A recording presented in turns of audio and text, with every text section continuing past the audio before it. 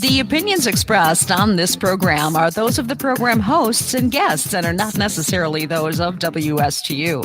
WSTU does not endorse products that may be mentioned. Any reproduction or retransmission of this broadcast is strictly prohibited without written consent of WSTU. It's time for Martin County Movers and Shakers. And now, here's your host.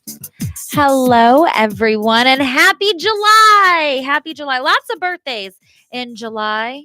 Yes, like America. Happy birthday, America. Just a few days out from the amazing, spectacular fireworks show, an opportunity to mix and mingle with fellow individuals throughout the community. And of course, that of your happy hostess with the mostest. Yes, at the end of July, it'll be a big birthday. It'll be a milestone birthday. I'm Anna Valencia Tillery.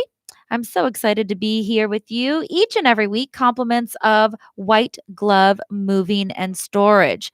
Yes, they help underwrite Martin County movers and shakers. And at White Glove, we're really proud of being able to help residents throughout the Treasure Coast with the heavy lifting.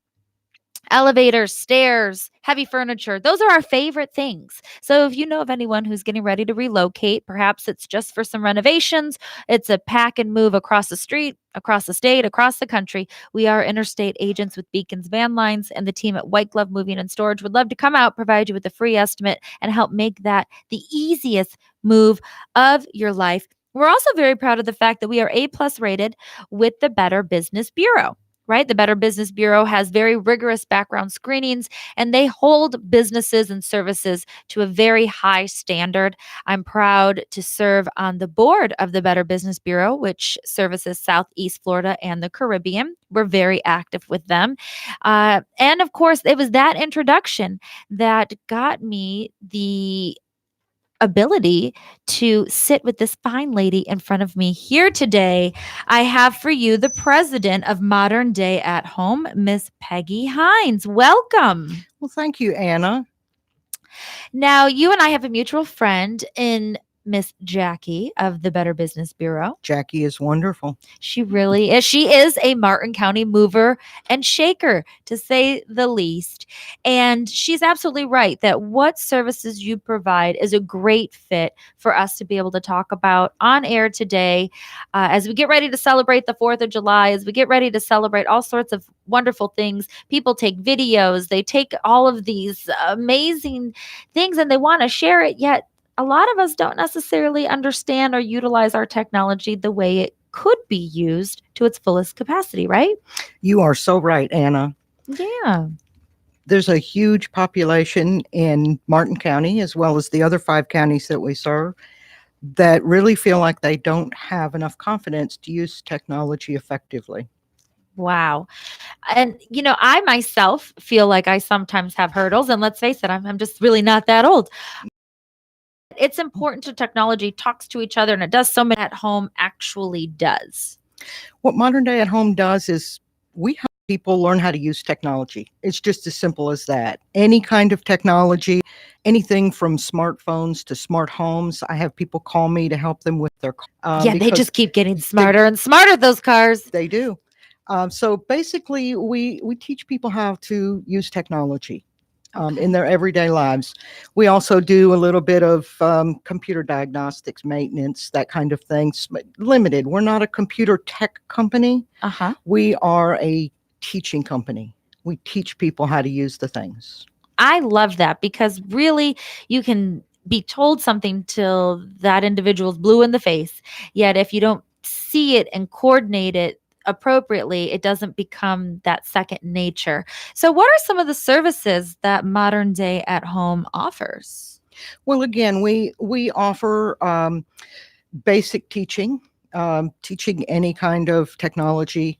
We offer assistance with identity theft protection. There are some great identity theft companies out there, but you have to set up an account. You have to understand how to manage that account and monitor it. We can do data management.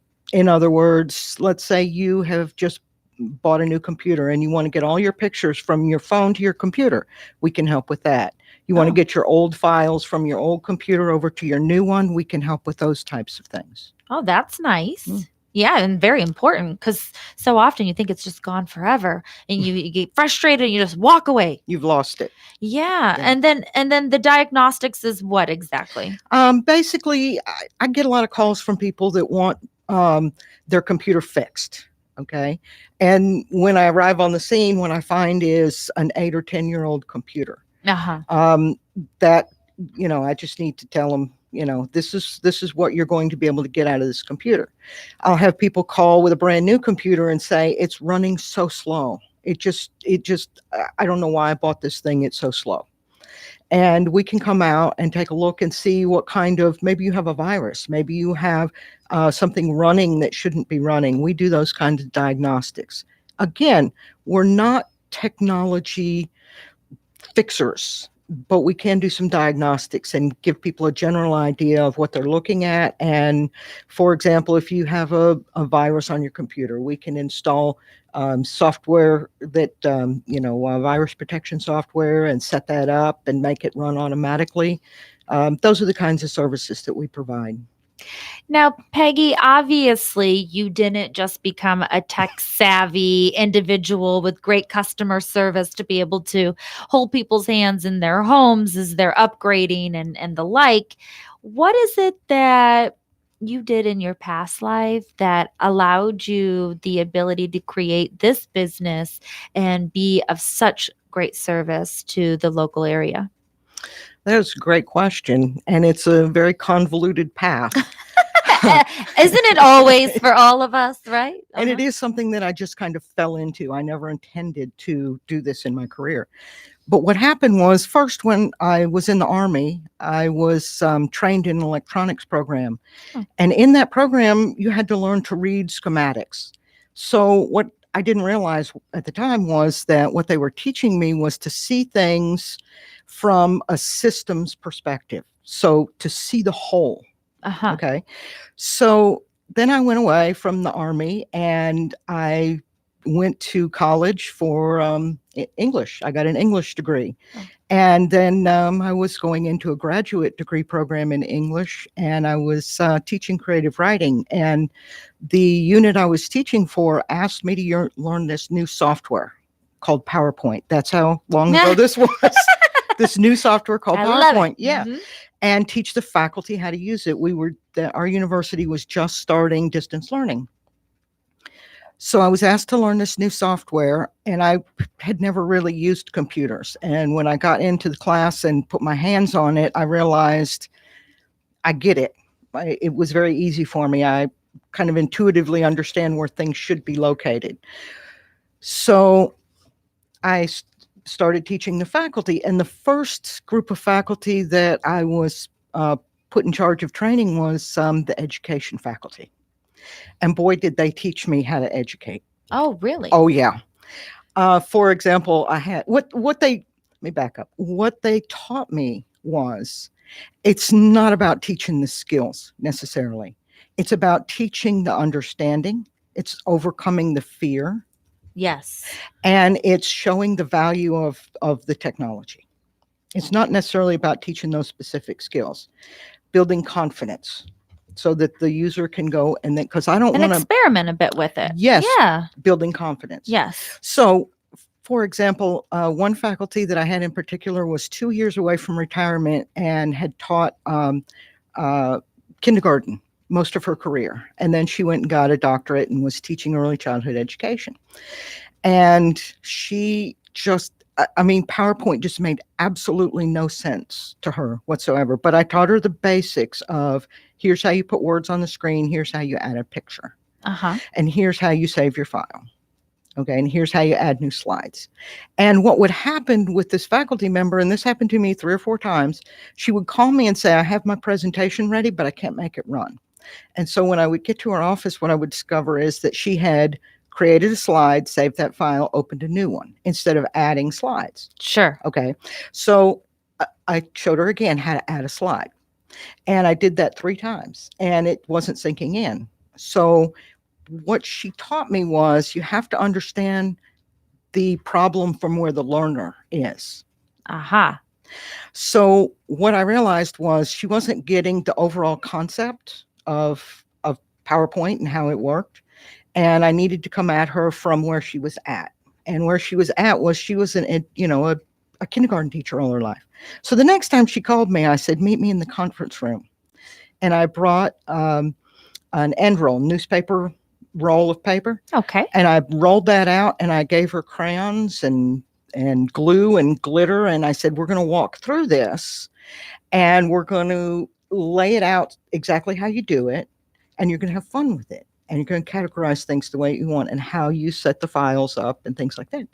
And we did that for about 2 hours. And she hung that piece of paper in her room. And it was her step-by-step guide. And she never asked me that question again. And she moved forward much, much more quickly than she had previously because she had built a lot of confidence at that time. Wow. Yeah. So that's fun. That's my good story on that one. So in that, you've been able to just continuously brand yourself. I mean, you said you kind of stumbled into this tech side of things. I mean, tech has come a long way since the story of the PowerPoint. What have you done in those subsequent years that you then said, listen, folks need this in their home. I'm making this plunge. Yes. I was obviously good at what I was doing, and I really enjoyed helping people. And I was learning so much from the education faculty. I was put in charge of training all of the faculty for that university. When I graduated, then I moved to Georgia, and I just happened into Emory University needed somebody to build their first distance learning program. And during the time that I had been working with faculty, I'd been going to conferences and learning about distance learning. So I went to Emory and I started their first online program. That's exciting. Yeah, it was a master's degree in public health. It was a very unique program in that a lot of distance learning I was seeing was just go and do this work online and maybe, chat a little bit with people and then you're done. And we did not want that.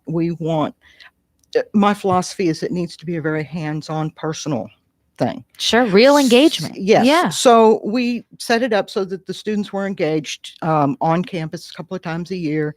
And in this, I had to do a lot of training for the faculty, and the administration realized that I was very good at that. So once we got the program up and running, they offered me a position to be their faculty development person. So I was their coordinator for faculty development, and I did that at Emory University for 10 years. Mm-hmm. And just working with just a variety of people.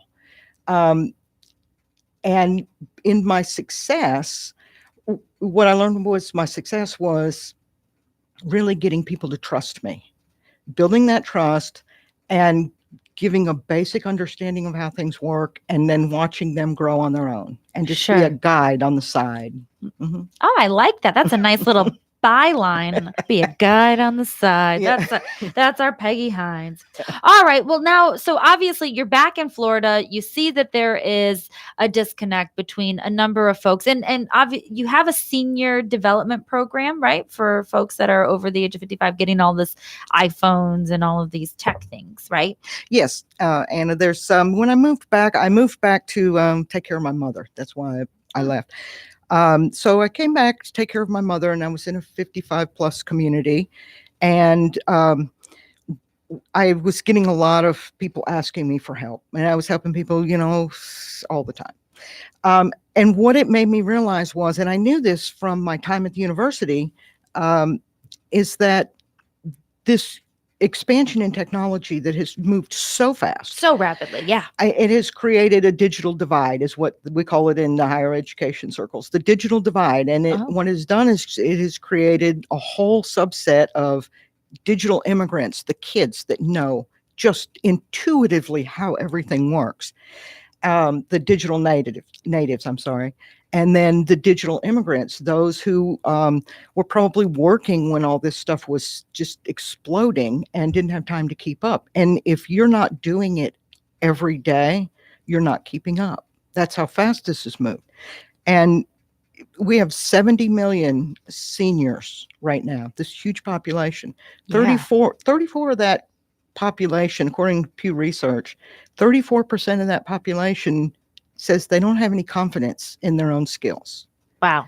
And 48% of them say they definitely need help when they get a new item They have to have somebody help them set it up or use it. No, you can just include me in the 70 million seniors. I need like as my producer over here, super tech savvy Mike, but I'm not so sure I can talk my way out of it. I know that much. So that's incredible. That's staggering numbers. And I like how you've put this together for folks to be able to either utilize you on an individual basis, or like you said, you run a 55 over community helping take care of your mom. There's lots of people, lots of houses. Why not create something where you're talking about volume? So let's discuss that a little bit, can we? Absolutely, Anna. Yes, I was doing a lot of individual calls. And what I realized was once people in a community learn about the service, then a lot of them want it. So why not create a contract for that community? And then the community can choose 1 to 4 days a week that they have a guru. We call them gurus, the people love I it. train. Okay. They can have a guru on site, either 1 to 4 days a week. And it is very inexpensive for each individual then. A community of 500 homes, it will cost each individual home $52 a year to have that 1 day a week guru right there to answer any questions or help them set anything up. That comes out to like 15 cents a day. Absolutely. Absolutely. And 15 cents a day to provide service to an entire community.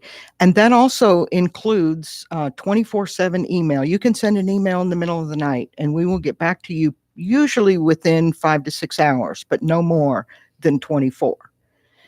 And it also includes phone calls. If you've got a new device, you've got a new phone and you need to call, so you're pretty good, but you have a couple of questions, you can just call us up anytime from 9 o'clock in the morning until 8 o'clock at night and get phone support.